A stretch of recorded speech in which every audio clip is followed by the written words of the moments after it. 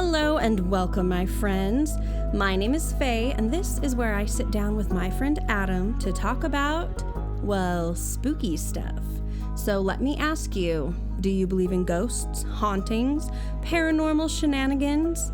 I don't, but I love hearing about all of it, and honestly, I would love to be wrong.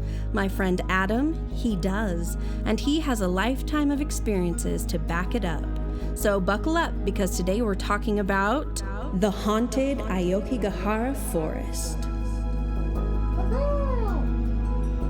Before we start with today's episode, I wanted to make you aware that you must stay to the very end for a special announcement. Woo woo. And speaking of special announcements, Faye has something she'd like to bring to your attention before we continue on with this haunted episode. Yes, thank you, Adam. You're welcome. We do have a bit of a content warning for this. While we enjoy bringing levity to creepy topics on this podcast, today our paranormal deep dive will include discussions of a very serious topic. Today's episode will be touching on the topic of suicide. Now, there are more than 700,000 estimated suicide deaths each year. And that is a big deal, and we take that very seriously. So if this content is something that you're not up for right now, we hope that you'll click out of this, go find one of our early episodes, and, maybe start from the very beginning. We want you back here for our next one.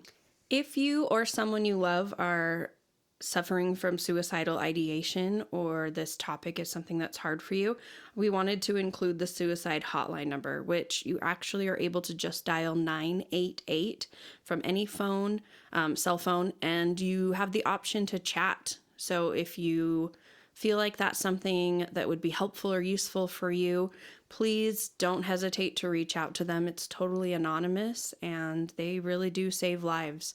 Hey, I've used it. I shouldn't say that. It's okay. I have used it. It's okay to share. I think it's an important thing to... I'm an open book. I've called the number. I've had chats. I'm not ashamed. Don't be ashamed. But yes, really consider for yourself if this is a content that is going to be helpful for you right now. And if not, we will see you back for our next episode.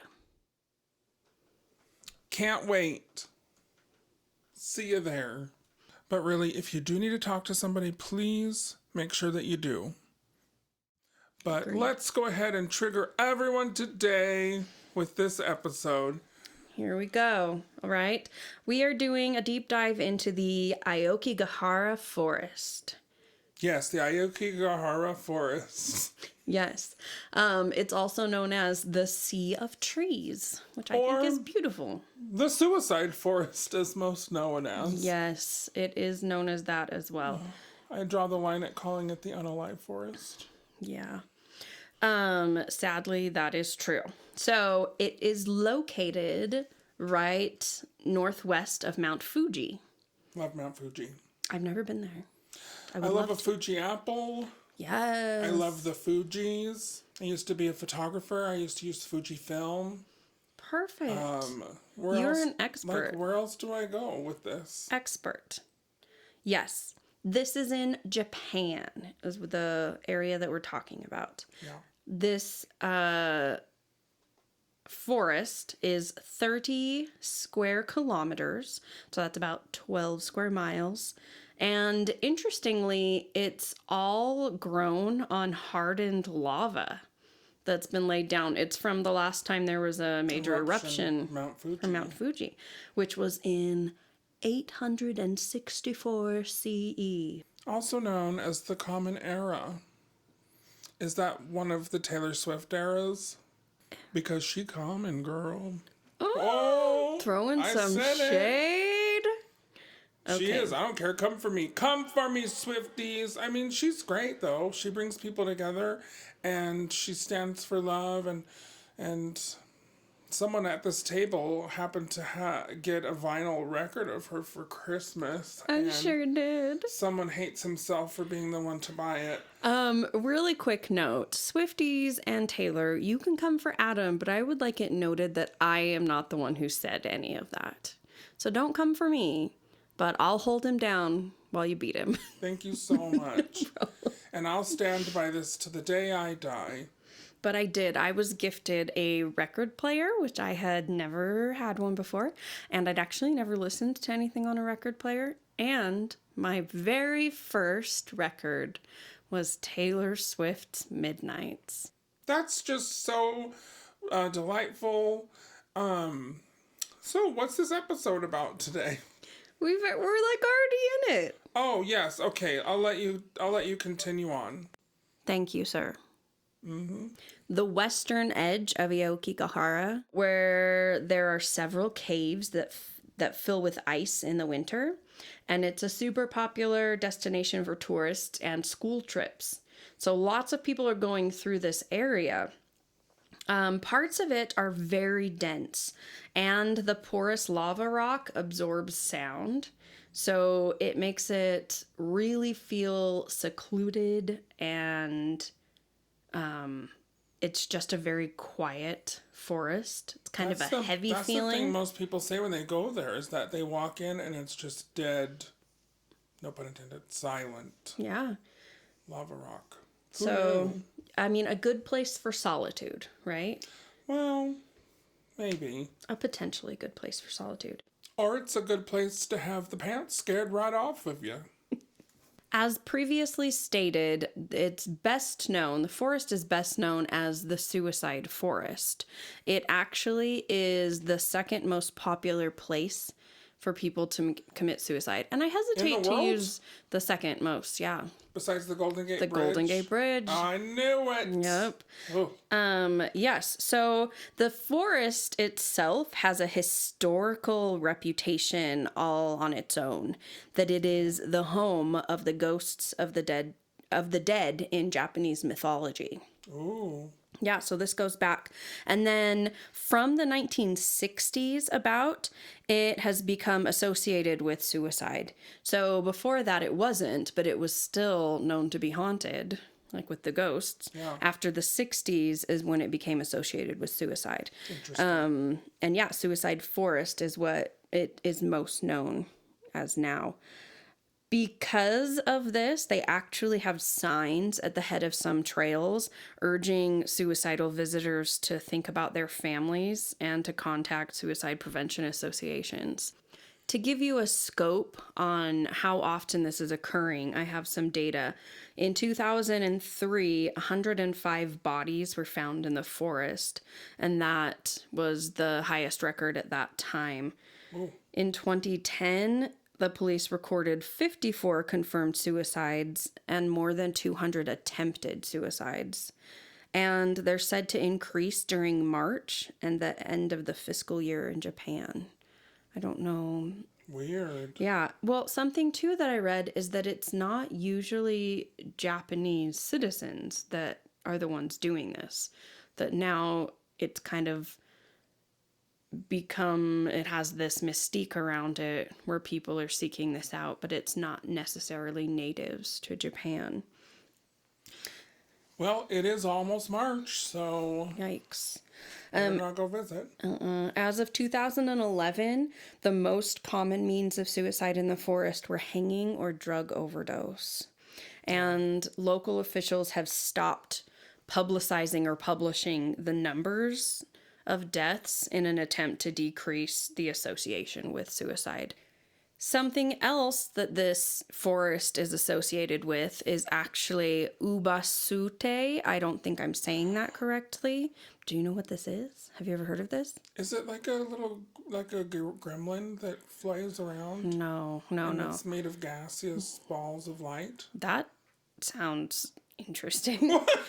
And smelly for some reason. That's what I'm thinking of. No gaseous balls. No. This is not a cryptid at all. It actually comes from hundreds of years ago, where it talks about, there's a story of a young man carrying his grandmother into the woods and leaving her there. To die. Mm-hmm. Because that's what they used to do to the elders. Right? Well, back then? It's not actually known how often this really took place. It's more of like a legend. So I'm not saying that this really happened, but there is this story of it. And a lot of it has to do with not being a burden on your family. Which is super weird, right? Because Japanese culture, they laud their elderly. Like, they love them. They're celebrated more than children. Yeah. They're a big part of the culture. So to hear that there was a point where they used to take the... Sorry, I'm not laughing. Potentially take their grandma out and leave her in the woods because she's a burden. But it was kind of seen as something that brought honor in a way, because it was like these adults choosing that for themselves so that their families wouldn't be burdened. So there is a mystique around it. It's like Midsummer, the movie. Did you watch that? No. It's a show. When you said Midsummer, I thought Midsummer Night's Dream, and so I laughed because I was like, "That's nothing like talking this." About Ari Aster's film Midsummer with the most delightful actress. What's her name? She's British, and she does a lot of eating videos on YouTube. I have no idea. Flo Pugh, Florence Pugh. She's the cutest ever. Oh, she did Little Women. Maybe. I don't know what the Little Women is, but I'm sure it's great. She's in Dune 2, I think. don't know what that is either. Florence, if it's nerdy or it's about like Victorian era girls, I'm probably not going to know about it. Okay. So sorry, but I've heard Little Women it's all the rage. It was lovely. Yeah. But you were saying Midsummer? Oh, yes. So the story follows her. She goes to this like place where they do a midsummer festival in Europe. Okay. And like the twist of the show, which don't listen, plug ears if you've not watched it, is everyone in the village, they get to live in harmony and peace. But when you hit your 70th birthday, you go up on the top of the cliff and you throw yourself off and kill yourself. And that's the little catch if you want to live in the village. Wow. It's like kind of a cult. But that's what it made me think of. Maybe they stole it from that. I was going to say, also in The Giver, the Lewis Lowry book, it's the same thing. They have this community, and once people once they reach a certain age, they have, I believe it's called like their release party. Wow. And they euthanize them. Oh. Yeah. So this is not an unheard of thing. I mean, whether it's true or in legend or in media, but it is something that may have potentially taken place, and in this forest, it's like known for it. So visitors that go to this place are very much told that they should never leave the trails. This forest is incredibly dense, and it makes it really easy to get lost. So part of me also wonders, like, how many of these people who go in just get lost? I think lots of people get lost in there. Yeah. A lot of them, when they go in there, they're not in their right mind. Right. So anything could happen. Right. But they are known, right? It's purported to have ghosts that are there, and these are spirits that are not able to be at rest. So in Japanese culture, and this is to the best of my understanding, so please excuse me if I get some of this wrong. You're excused. But they have very specific burial rites. So if you die, certain things need to happen for you to be able to successfully move on into like the next life, kind of a thing. Yeah. So at least in this time frame that we're talking about, if someone had died, even potentially thinking, like if you have killed yourself or even like thinking something like that, it could keep you from being able to move on. And if your family isn't able to do the right things after your death, that it would do that. So this idea is that these souls are lost souls who are not able to move on and are therefore very upset and unhappy and kind of want others to be unhappy with them. Yeah, you're right. Thank you. Good job. Japanese, what do they call it? They call it they do, Reiki, energy healing work. Yes. Well, the Japanese, they believe every human has a Reikon, which is roughly their spirit or soul. So that's what you're talking about. So when it exits the body, it goes to purgatory, and it has to stay there until the appropriate funeral rites are offered to the deceased. Yes. Like you were saying. That's perfect. That's exactly what I meant to say. Thank you. Thank you. Thank you. I'm here till Thursday. Thank Try you. the veal. Love it. It's delicious. Most people think that a Buddhist monk was the first person to die in this forest. According to tales that have been passed down from generation to generation, a Buddhist monk on a mission to purify himself was the forest's first death. It's believed that he starved to death, though no one's really certain whether that's what happened or if he just got lost and couldn't find his way out. Oh. And then later, other monks continued this process of going into the forest and performing purifying rituals. So that's interesting because it does kind of touch on the idea that this is just a very dense forest and he really could have just gotten lost. True. However, I found this quote. A Buddhist yunk? What? Yunk. Closely related to the monks, but they're a little bit trendier. They're a little bit younger. Yeah. Yunk. No, a Buddhist monk was visiting the forest to set up an altar. And he was quoted as saying, "The spirits are calling people here to kill themselves. The spirits of the people who have committed suicide before." I can get on board with that. I think that when places are stained with an energy, especially with this many deaths, and I don't know, I can't even say numbers, but I'm going to say, I mean, there's got to be in the thousands, right? I mean, I would assume so. If we're talking about since the 60s, if we're looking at, I mean, I think 100, what was it? Yeah. Which was high. There's got to be, it's got to be in the thousands. And that kind of energy, especially the energy of people who go in that manner, I think it can be like a black hole that just sucks people into brings it. People in. And there's a level of like desperation and sorrow that goes along with that. Yeah. Nobody who's committing suicide is doing it for any reason other than just absolute desperation, right? Yeah. So much pain and heartache and not being able to get rid of that and feeling like this is their only option. So that kind of intense emotion, I feel like could potentially, like you said, kind of stain a place. Yeah. It almost reminds me of, there's like a special kind of solemn feeling at like a graveyard. Like, do you ever feel that? It's kind of a different, I don't know. It feels kind of solemn to me. And maybe that's an energy I'm bringing. Or like when I walked at the spot where the World Trade Centers were back right after 9/11, in the years after. It was really, really heavy. Yeah. And it was really noisy to me. And it was just very overwhelming. So, yeah.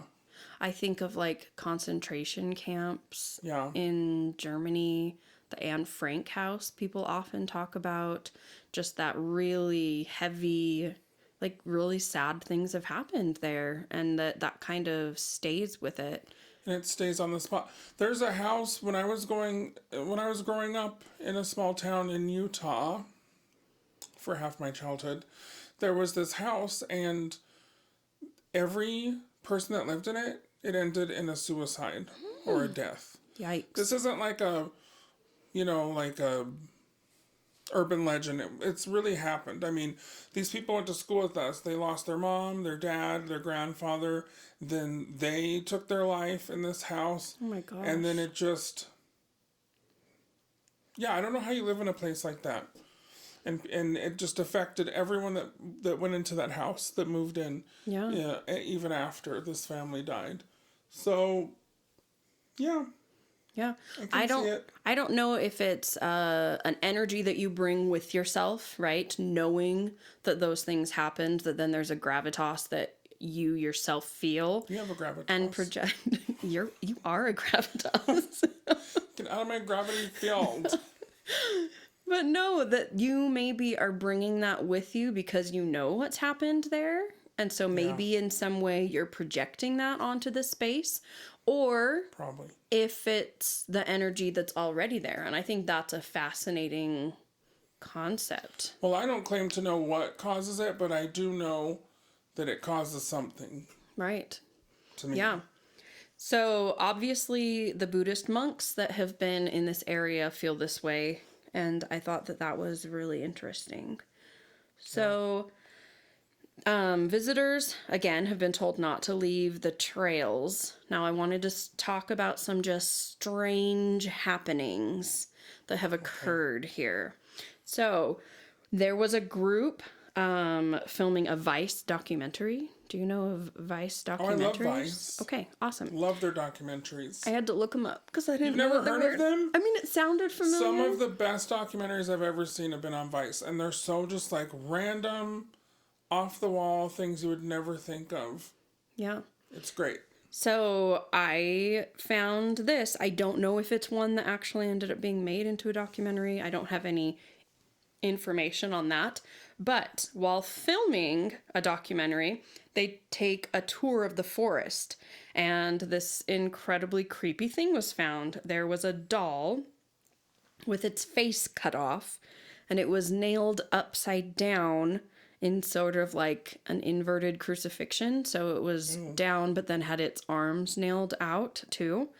And the guide for the documentary, whose last name was Hayano, said that they nailed the character upside down as a symbol of contempt for society. So it's somebody who went in and committed suicide and left this, and that some people do this. There are actually a few dolls in this forest. Not to be confused with La Isla de Muñeca in Mexico. Yeah, so this is a different thing. That's the Island of the Dolls? The Island of the Dolls, okay. Yes. So different place. We should cover that because that is also super creepy. But ooh, so many spiders there. Ugh. Gross. There are some dolls that are hung up in this forest upside down in this way, and it's supposed to be like a curse. So they're nailed like that, and it's not uncommon to see these, and they're supposed to be a curse from those going in, showing their contempt for society. Don't like that. Speaking of getting off the trails and stuff, did you hear about how this forest, you'll just be walking and you'll see string? So when I used to go deer hunting, as a kid, we would put string on the trees, like fluorescent string, to find our way back.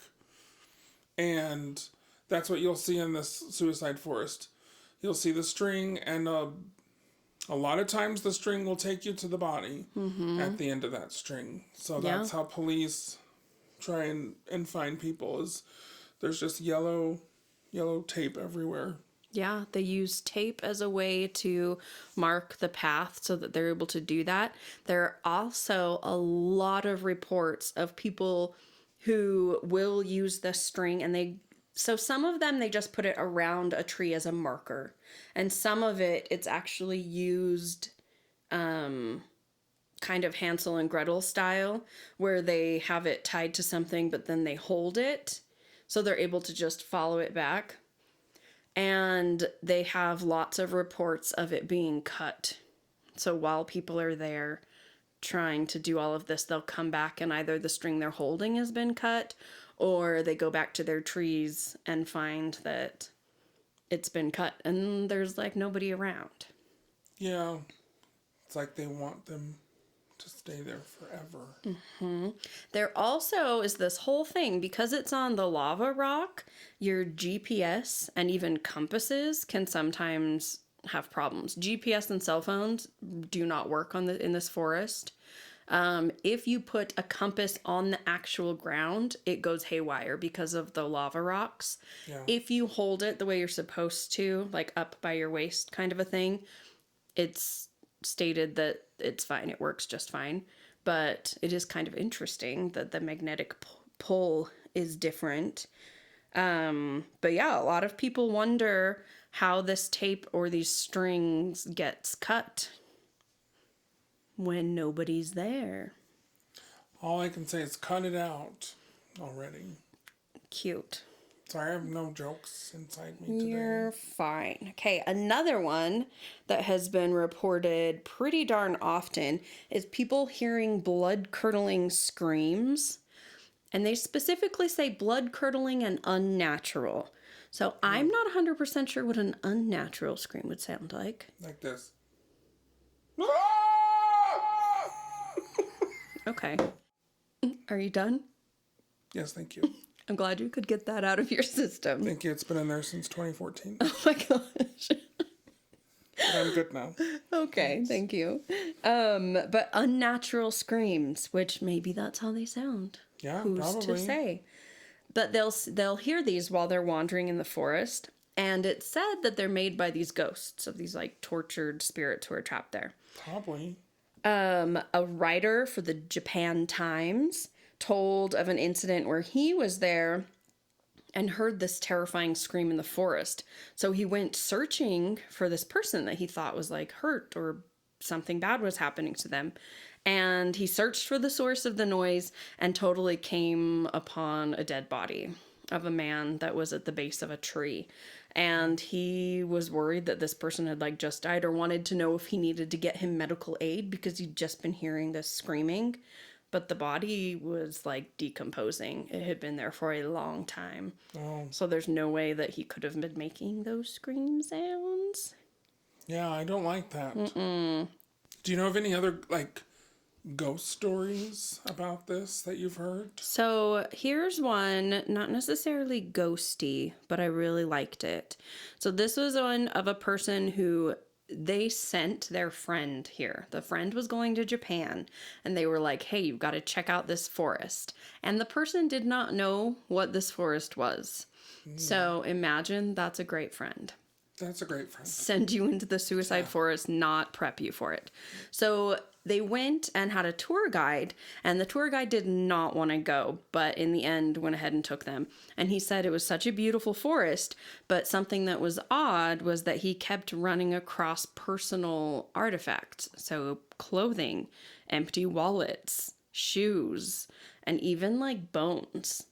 And they're few and far apart because the government goes in and like cleans up stuff and whatever. But just that idea of being, you know, going through and you find, and there are pictures of this online where you'll go through and there are like non-matching shoes, just like in bushes and stuff.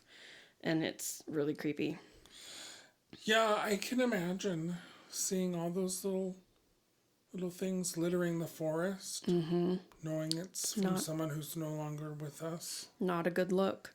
Okay, so here's another one. This person is a professional trail guide and lives in Japan. So their job is cool but can be pretty creepy. One of the forests that they work in is Aokigahara. So he goes to many different forests, but this one, he goes and the authorities hire him to help them find bodies of people that wandered too far from the path. So what he says is generally these people don't want to be found. They venture too far on purpose. And so because of this, locals say demons lurk within the massive sea of trees and lost souls who have been tricked and are now unable to escape the endless maze. He didn't believe any of these tales and thought that people were just making things up until one day he found a strange tiny diary in a plastic bag that had washed up along a stream. And the contents were creepy. Creepy, creepy, creepy. And it's so much that it actually made him consider not doing this job anymore. This is what the story that is related in this diary. It's a man who had heard of the Sea of Trees or Suicide Forest, and knew where it was and its background, knew that tourists go, a lot of them go to seek a permanent solution, and this person wanted to do that.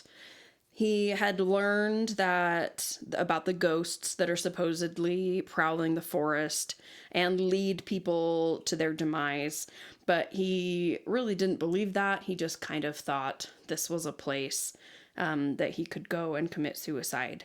Now, he had realized that he didn't know how to do this. He wasn't sure the way that he wanted to go and felt like he could choose the venue.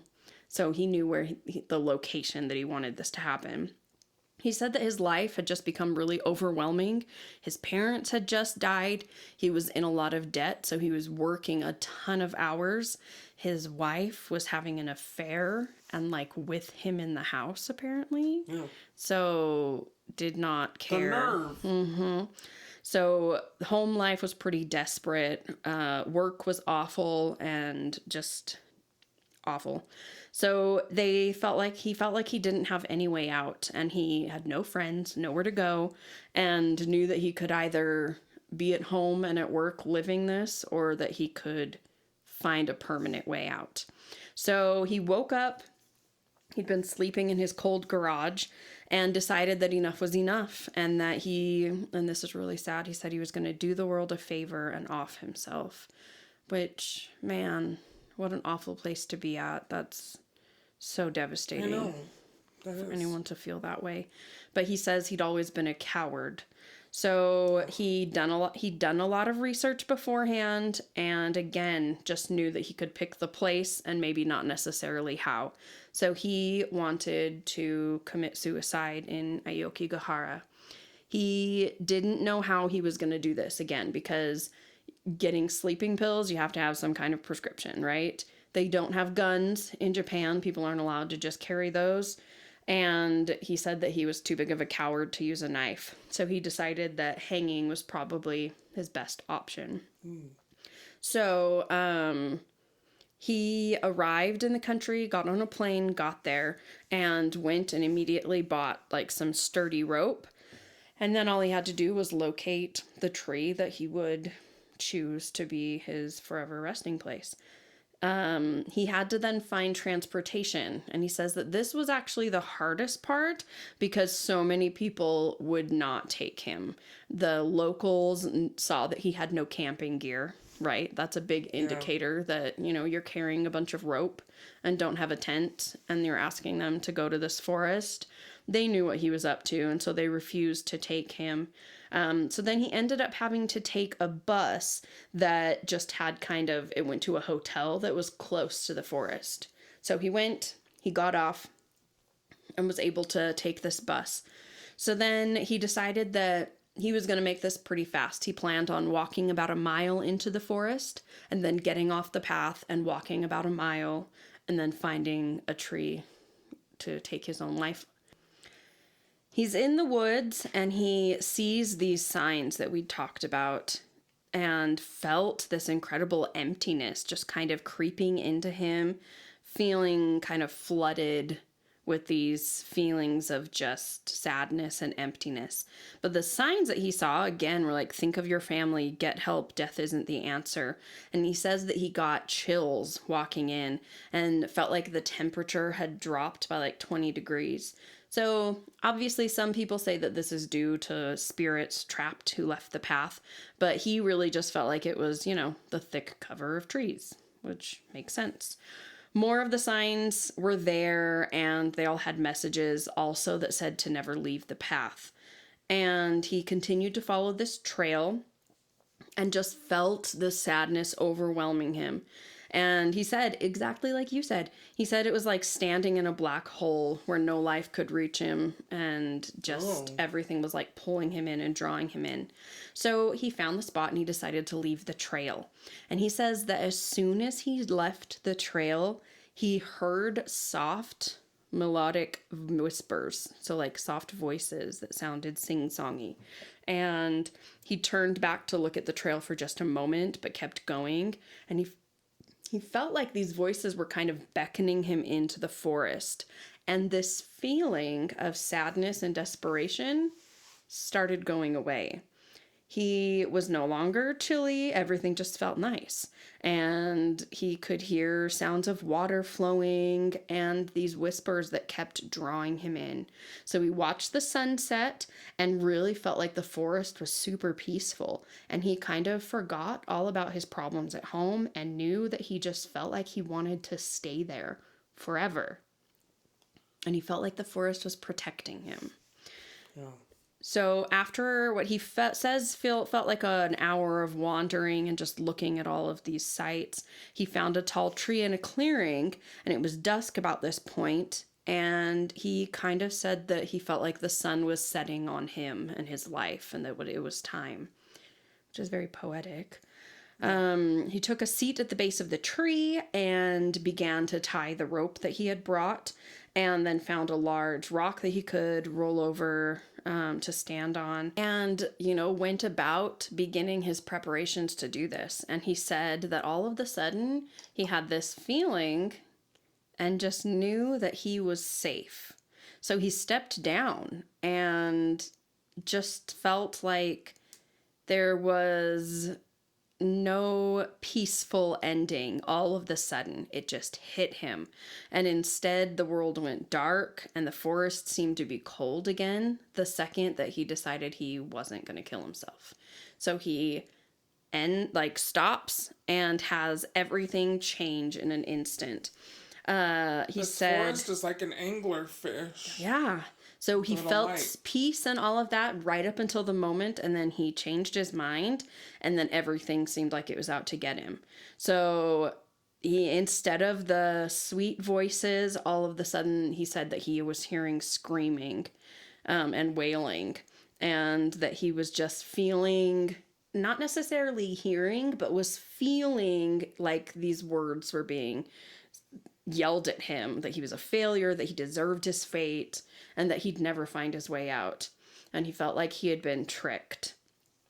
So he fought against this, got himself away, and then he says that he saw a thin woman with black hair in a white kimono sauntering towards him. Now, interestingly, in Japan, they wear a white kimono. It's the burial clothes that are historically used. And it has been stated that these figures are seen in the woods by some people. So he said his vision was fading in and out, and that he really knew that he was dying, that it was going to happen. And every time his vision would come back, so he wouldn't be able to see very well, and when his vision would come back, the woman would be closer, which is super creepy. I don't like it.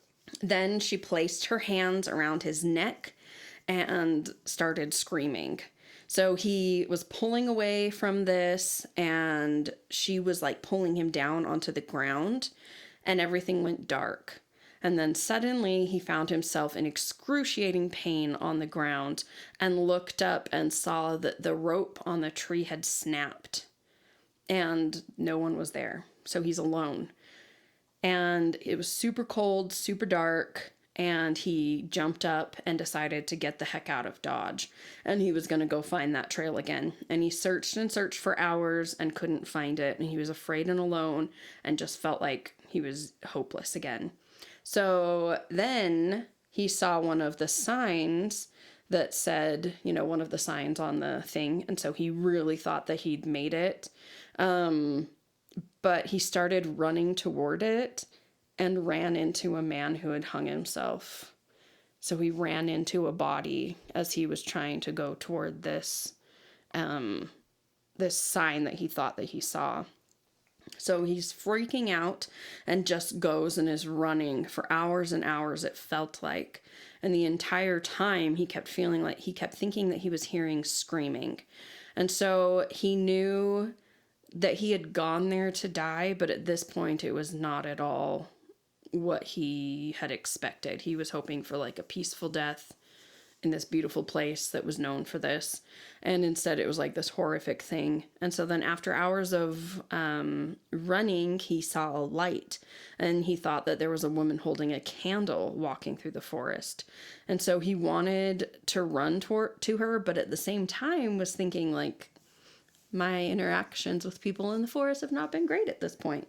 No. And so he decided that he would not do that. And instead, where he was at, he could see a mountain. So he decided to, which may be Fuji, he decided that he was just going to continue through the forest toward that until he could find something, but that never happened. And then this is the ending of this diary entry. Currently, I'm somewhere in a system of caves.